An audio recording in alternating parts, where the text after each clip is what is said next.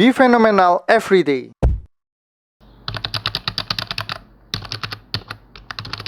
Halo guys, tanpa terasa sekarang sudah memasuki akhir dari Q3 di tahun 2022. Dan minggu depan sudah masuk ke bulan Oktober ya, menjadi kuartal terakhir atau Q4 di tahun ini. Dan biasanya Q4 kan identik dengan market kita atau indeks akan bullish ya, rally.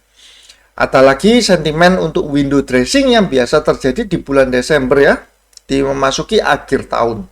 Nah, namun teman-teman juga harus ingat bahwa kondisi ekonomi global saat ini itu sedang tidak kondusif. Jadi jangan terlalu optimis dengan market kita akan rally ke depannya ya.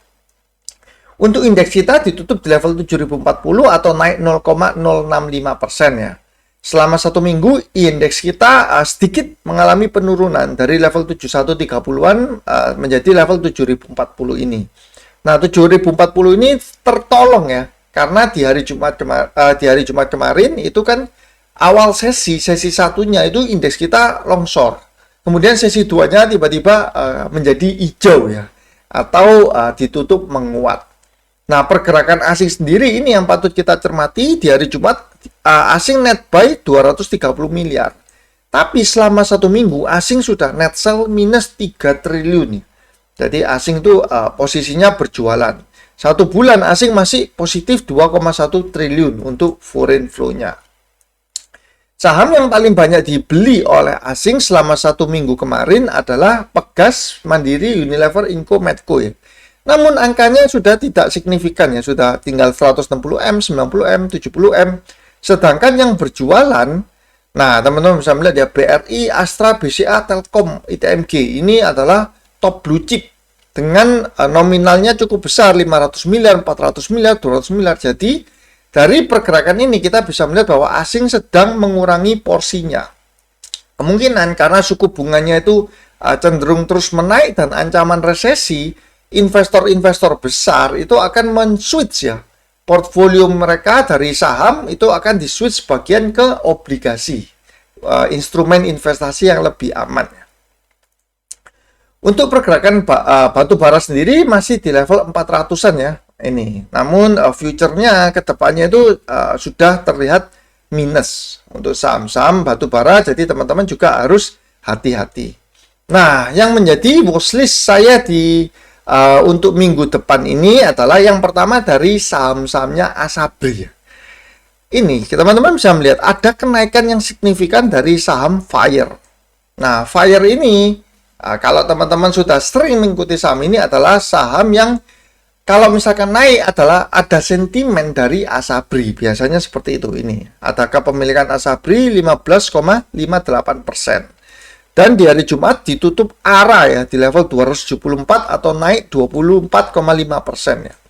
Di hari sebelumnya pun, nah ini teman-teman bisa melihat ya, bahwa, ini ketutupan nanti. Nah ini, di tanggal 29 pun saham Fire ini mengalami kenaikan yang juga signifikan. Nah bukan permainan, tapi pergerakan dari saham-saham Asabri, kalau misalkan patternnya sama dengan sebelumnya, biasanya kalau ada satu saham naik, nanti dia akan rotasi ya. Misalkan Fire-nya naik, sudah arah 2 kali lah ya. Kemudian PPRO, NIKL, dan HRTA, ini 4 ini yang saya kelompokkan di sini, itu adalah saham-saham yang dimiliki oleh Asabri di dalamnya. Contohnya PPRO ini, ada Asabri juga sebesar 5,3%. Kemudian si NIKL, di dalamnya juga ada si Asabri. Nah ini, Asabri 10,3. Dan terakhir ada Harta. Harta juga ada Asabri 6,6. Nah, kalau kita mengacu ke sebelumnya, biasanya habis Fire dinaikkan, ada saham-saham ini di antara 3 ini yang juga akan ikut naik ya. NIKL ini adalah salah satu yang menurut saya juga cukup menarik. Dia mengalami koreksi yang dalam ya. Nah ini teman-teman bisa melihat ya. Pergerakannya dari 1000 lebih, kemudian turun terus, sekarang ada di level sekitar 765 ya. Nah ini di area ini, 765. Cuman memang NIKL ini bid overnya atau likuiditasnya itu kecil sekali. Jadi ini, seperti di hari Jumat, transaksinya hanya 114 juta. Jadi teman-teman harus hati-hati ketika memasuki saham seperti ini, apakah jumlahnya atau volumenya jangan terlalu besar. Untuk PPRO dia nah ini ya sekitar 55.1. Saya tidak terlalu mengamati juga di saham yang PPRO ini, tapi saya lebih mengamati yang nikel. Dan untuk yang harta HRTA ini lebih cocok sebagai saham fundamental ya, walaupun ada Asabri di dalamnya. Nah, saham harta ini memiliki punya kinerja yang menurut saya itu juga sangat menarik. Walaupun kalau teman-teman perhatikan laporan keuangannya itu cash flow-nya itu selalu negatif. Namun, industri emas itu memang selalu seperti itu cara mainnya ya. Jadi mereka cash flow-nya itu rata-rata memang saya tanya ke pemain-pemain emas itu kebanyakan memang negatif ya. Nah, dengan performa laporan keuangan seperti ini untuk saham harta ya, yang termasuk salah satu saham ada Asabri di dalamnya, book value-nya 0,5, PI-nya 3,5, dan dia terus melakukan ekspansi gerai ya. Jadi saya rasa harta ini malah lebih cocok untuk saham long term dibandingkan untuk saham trading. Berbeda dengan saham yang lainnya seperti Fire, kalau teman-teman lihat secara fundamentalnya ya walau alam ya. Nah ini ya maksudnya minus sampeannya. Seperti ini. Nah itu yang pertama tentang saham-saham Asabri. Kemudian berikutnya untuk saya bahas Avian dulu deh. Avian ini dia sudah jebol ya 800 ke bawah. Nah, teman-teman, saya juga menunggu apakah saham ini bisa, sebentar saya lihatkan di sini aja. Apakah saham ini bisa turun lagi ya ke level 700 ya 710-an ya, kurang lebih. Nah, di level direksinya membeli atau melakukan pembelian secara individu. Nah, untuk saham Avian. GGRM, saham-saham rokok juga sempat mengalami kenaikan, tapi akhirnya juga dibanding lagi ya. Sama GGRM dan HMSP. Dua-duanya ini lagi ibaratnya harganya sedang lagi di bawah dan sempat mengalami kenaikan di 28, tapi turun lagi di 30 September atau Kamis dan Jumat ini rokok kembali mengalami penurunan. Padahal Rabunya dia sudah naik cukup banyak.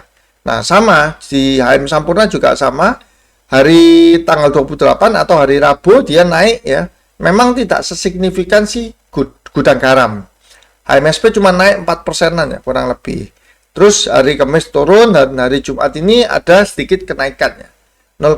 Tapi menurut saya masih cukup menarik saham-saham dari emiten rokok.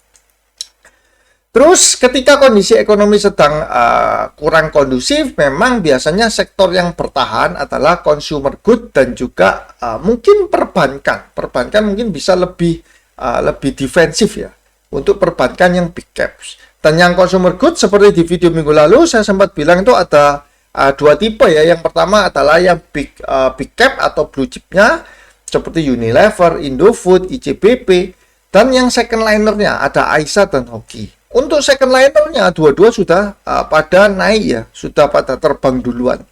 Aisyah bahkan sempat menyentuh level 182. Ini pergerakannya kalau teman-teman perhatikan ya. Nah, ini di sama Aisyah. Ya, Aisyah dia area supportnya kan di 130-an. Ternyata dia tidak tersentuh dan langsung sempat naik hampir 20% ya di hari Jumat kemarin ya. Sedangkan untuk si Hoki ini dua-dua sama-sama di bidang Aisyah dulu punya divisi beras tapi kan ditutup. Nah, kalau Hoki ini lebih banyak di beras ya. Hoki juga ada mengalami kenaikan 5,5% ya di hari Jumat dan sempat menyentuh level 142. Closingnya 134. Jadi penurunannya waktu closing itu cukup tajam di Hoki. Nah, ada pergerakan volume juga di saham ini ya. Ini tebut 26, dia volumenya spike ya. Dan juga di tanggal 30 spike.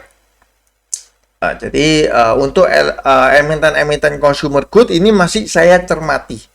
Nah, yang big caps yang menurut saya paling menarik itu adalah di INDF. Ini kalau teman-teman lihat ya, INDF. Dia level ada di bawah MA 200-nya. Ini MA 200 ini yang bagian warna merah muda ini.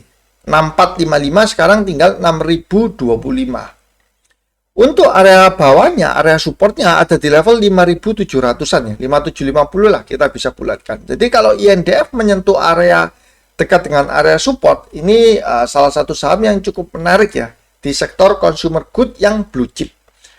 Kalau saya compare dengan yang punya Unilever, Unilever sudah ada di atas MA 200-nya. Begitu juga misalkan sama Pak ICBP, coba kita lihat ya. ICBP masih di atas MA 200-nya juga. Nah, biasanya kalau satu sektor seperti consumer good, sektornya sedang bergerak, maka hampir emiten-emiten yang sektor sejenis consumer good, mereka akan bergerak semua. Dan INDF ini salah satu yang ibaratnya di antara yang lainnya itu harganya sekarang itu yang tertekannya paling banyak. Jadi untuk consumer good yang blue chip saya sangat mengamati dari INDF. Dan yang terakhir untuk sektor perbankan ya. Nah, kalau teman-teman perhatikan Jumat ini itu perbankan malah strong ya. Nah, BCA naik 2%, BRI masih plus ya 0,2%, BMRI plus 1,8%, BTN plus 1,3%. Jadi yang mengangkat indeks kita IHSG itu adalah saham-saham Big Bank ini ya, Big Bank blue chip. Sehingga indeks kita di sesi 2 itu bisa berbalik dari sesi 1 minus di hari Jumat kemarin menjadi positif ya di sesi 2-nya. Nah, di antara 5 bank ini tentu kalau teman-teman suka mengikuti video-video saya tertarik dengan yang bank BTN.